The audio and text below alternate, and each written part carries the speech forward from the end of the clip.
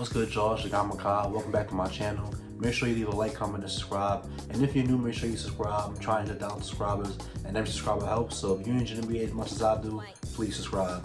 And today we're going to be talking about who I think is going to be winning the major awards in the NBA this year. And we can get started with Rookie of the Year. And for Rookie of the Year, it's going to be a close race, I think, but I got Jalen Green winning. Jalen Green was drafted number 2 by the Houston Rockets. But some honorable mentions who I think could win it, you know, Cade Cunningham, Jalen Suggs. I think Rookie of the Year is going to be a lot about usage. It's going to be a lot about just the counter stats that they put up, because obviously these guys are not going to be able to win a lot of games because they're in bad situations. But I feel like Jalen Green is going to put up the most points because I feel like he's the most NBA ready scorer out of the bunch. I feel like it could be Cade Cunningham if he, if the coaching over there decides to give him really the keys to the franchise and really decides to let him kind of run the show on offense. But from what I've seen, Killian Hayes is running mate, Cade Cunningham's running mate, and in Detroit, he's been able to, have the ball more than Cade Cunningham. The coach said so. So I think that Jalen Green is going to have the usage, he's going to have the numbers, and he's going to have the overall scoring stat to, be able to win this award. Jalen Suggs, he's just there. He's over there in Orlando where there's like a lot of young talent to develop. And also, I know he can score, but I'm saying he's not the level of scorer that Jalen Green is. So I think it's really just ready-made for Jalen Green to win that award. But I wouldn't be shocked if Cade won it. Even, perhaps Evan Mobley, but I don't think he's going to have the counter stats. Scotty Barnes, I don't think he's going to have the counter stats. But they'll all have good rookie seasons. But I think that Jalen Green is going to be able to win Rookie of the Year. And next, I got Sixth Man of the Year. My Sixth Man of the Year is going to have to be Derrick Rose for the New York Knicks. And I feel like finally with the New York Knicks, they got a good point guard, Kemba Walker. And now with Derrick Rose being able to have his first full season with the Knicks, or in his second stint, his first full season with the Knicks, I feel like him having a defined role as a sixth man, because sometimes he would come in and then play more minutes than Elfrid Payton, and then he was playing more minutes in the playoffs and starting games in the playoffs and whatnot. And I feel like now with Kemba here, his role as a sixth man is more defined, and we know he can score efficiently as a guy off the bench or whatnot. And I feel like this year, like I said, with the defined role off the bench of the New York Knicks, he's going to be able to wrap this up. But I also feel like Dennis Schroeder has a really good case because he is a guy who is a starter level player, but I feel like he's best when he comes off the bench. And I feel like he's going to be able to close games with the Celtics because he's probably a better bet than whoever they have starting that shooting guard or point guard. And I feel like he's going to be able to impact the games, on both ends. And I just feel like he's going to have the minutes to be able to win this award, kinda. And another guy who I think has a good chance is Jordan Poole, in Golden State. And I feel like he is going to have a really, really good improved season.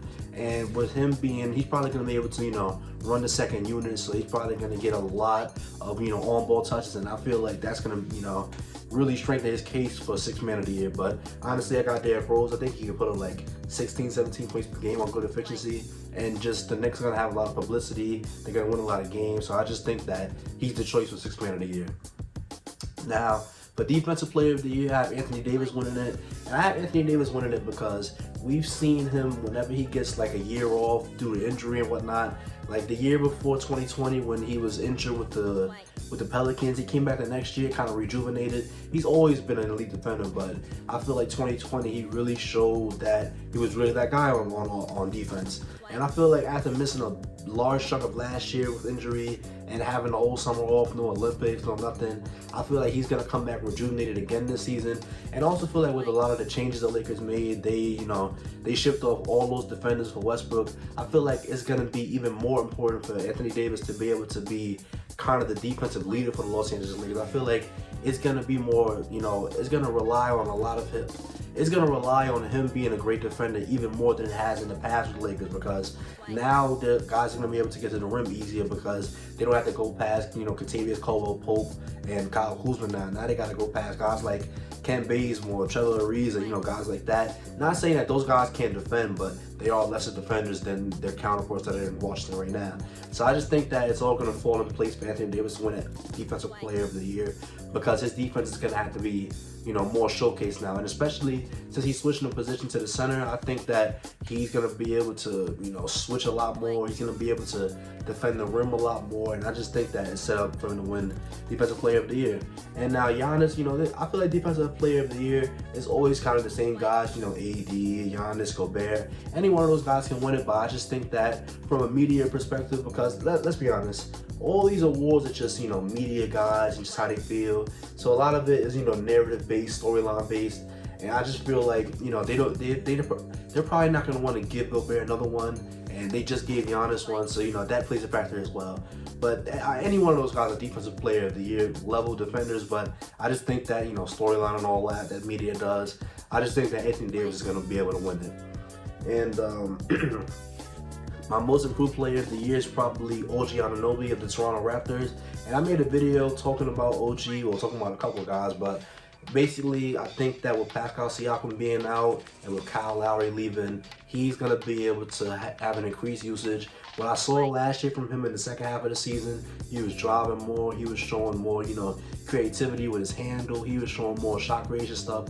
So I feel like if he can just carry on with that, but stretch it out for an entire season, it's his, you know, it's his time to be an all-star, it's his time to, you know, be the most improved player, it's his time to just be really good. And, you know, it's pretty simple, like just replicate what he did in the latter half of last season and stretch it out for an entire season. I feel like he's going to be really good. But Michael Porter Jr. is another guy who I feel like, it kind of falls into the same thing. You know, he's going to be a guy where it's like Jamal Murray is out, automatically more touches for him because he's the second best offensive player in Denver now. And, you know, as it is with OG Anunoby, Michael Porter Jr. definitely showed last year that he is going to be able to thrive with more touches and not, you know, kind of shrink. But with Michael Porter Jr., I feel like his defense is gonna kind of, you know, turn a lot of the media off. And I feel like with OG, his defense, obviously we know he's been an elite defender for years now, but I feel like in the media it's not so known like just how crazy of a defender OG is. So I feel like once they see his offense and then they're gonna, you know, finally start to pay attention to just how good of a defender he is, I think that's gonna, you know, sweep it away for him. And Darius Garland's a guy who I think could win it as well. Jordan Poole could win most improved player, but I don't know.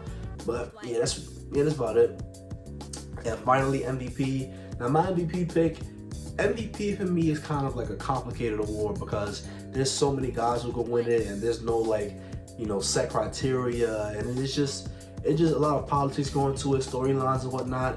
But this year I'm gonna have to say Damian Lillard wins MVP. And the reason I say Damian Lillard wins MVP this season is because with the way that the Portland Trail Blazers were making moves in the summer, I feel like they definitely improved. This is probably the best team that Damian Lillard has been on in his career, most likely, because they're really deep, they have a lot of talent, and they kind of, you know, patched up some of the weaknesses that Damian Lillard has been showing. Damian Lillard, when he gets trapped, is, you know, kind of turned into a different guy. We saw that in 2018.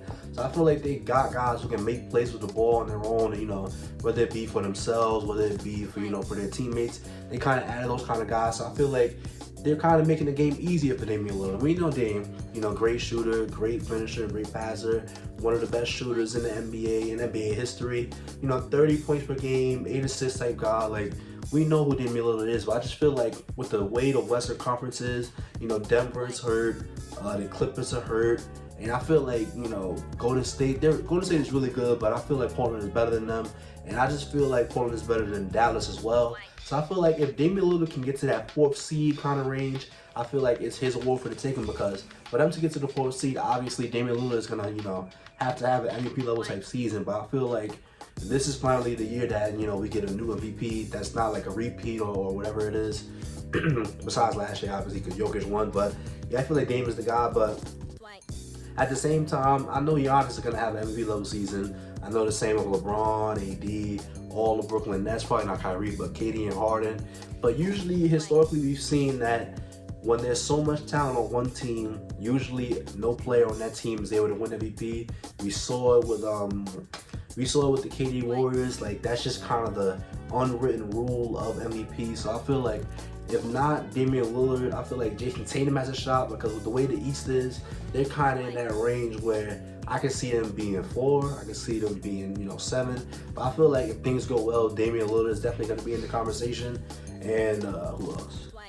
Yeah, of course, Nikola Jokic is going to be in the conversation again, because I feel like, but, you know, once again, with how the seeding works and just, you know, how the media works, it's really just been the MVP. You got to be like a decently high seed. You just got to have, you know, great stats. And I feel like Damian Lillard is going to check all those boxes, but of course, This is subject to change. Also, Steph Curry, of course. How can I forget to mention Steph Curry? Stephen Curry is, going to be a guy who's going to be firmly in the MVP discussion again. But I just feel like this is the time for Damian Lillard to win it, and I just think that that's probably what's going to happen.